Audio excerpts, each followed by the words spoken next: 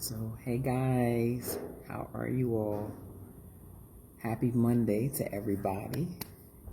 Glad to see everybody on my timeline enjoyed their Valentine's Day. I don't necessarily indulge in Valentine's Day, never really have. But I'm so glad to see other people are happy and enjoying their Valentine's Day. So I wanted to wait until Valentine's Day was over to talk about this because I didn't want people to think, oh my God, someone else talking about love. Because I mean, everybody and their mother was talking about love yesterday. So I wanted to wait until today and talk about what I wanted to talk about concerning love. And so I just made a post a little while ago talking about how we search for decades. We spend our entire lives wanting to be loved. Most of us do, wanting to be loved, wanting someone who will love us back. A lot of times we fail because we look for people to love us like we love them, and that's not what you should be looking for. If you're going to love somebody, just love them, not with the conditions of them loving you like you love them, because you'll always be disappointed. There's only one you, and everybody has different ways that they show love and they affirm other people and they show affections. And so we do ourselves a disservice when we look for people to love us the way that we love them. If you're going to love somebody, I encourage you to simply love them. As a matter of fact, I'll go even further, and some of you may click off of the video now when I say this. Love them unconditionally, even without the expectation of them loving you back. Because if you love them, you simply love them. It shouldn't be conditional. But that's not what I wanted to talk about. This is what I wanted to talk about. It amazes me how we search for years and years wanting someone else to love us. And we never really put that same effort and time into really loving ourselves. Seriously, everybody wants to be loved by somebody on the outside. Don't get it twisted. But hear me when I say this. I'm 46 years old, and what I'm saying to you is, how is it that we never put the time, the energy, the effort into loving ourselves, into appreciating everything about us, the things that are good, the things that are bad, the things that are indifferent, the things that don't measure up? Because God created us perfectly, right? Perfectly imperfect, some of you say, but everything he created was good, so perfectly, right? But we spend so much time trying to change who we are, to fit the mold, to get someone else to like who we never took the time to love. How is it that you expect someone to love you and you've never taken the time to even get to know, to love, to enjoy yourself? How? How do you even know what it is that you want or that you love or that you like if you never put effort and time into you? You don't even know what you'll enjoy, because when's the last time you did something with you, for you, that you enjoyed without expecting someone else to do it? On top of it, when's the last time you really sat and thought about how wonderful you are, how amazing you are, how intricately made you are?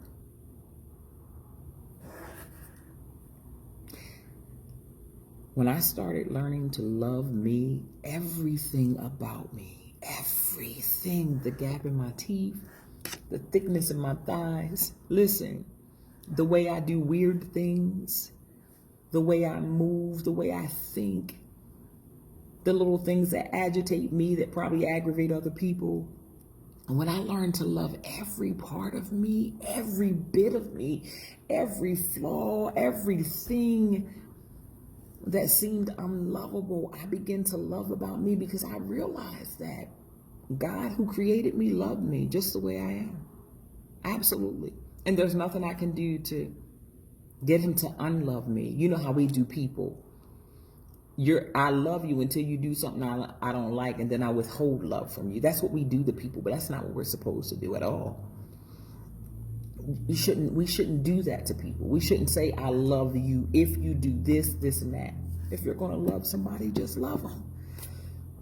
But before you start outsourcing your love, please take the time to love you. Do you know how valuable, how wonderful, how special, how unique you are? Have you taken the time to even sit and think about it? Or are you just looking for outward affirmation, outward affection, someone else to come and tell you, hey, you're beautiful, when you should have woke up this morning and been like, baby, look at you. Shug, come through here. When will we get to the place where we love ourselves so much that when other people come along and they begin to love on us, it's an addition. So if they decide that they're going to stop tomorrow, you don't lose anything. You don't lose anything. I mean, it'll hurt a little teeny bit, but you really don't lose anything. You don't spend days in the bed depressed, stressed out, suicidal, all crazy all over the place, smoking 1,000 cigarettes, Black and Milds, and weed, and drinking up the whole bar, or going to just sleep with Tom, Dick, and Harry's wife just to get over it. Because you understand that you're so valuable and that you love yourself so much. And when someone else leaves, you don't lose love. How can you lose something you're full of? How? How do you let another person dictate to you how your life is going to go because they decided they no longer wanted to love you? Okay. See you, baby. Deuces. I'm just trying to help somebody today. Because so many people went around yesterday feeling unloved because of a day that people deemed Love Day. Okay,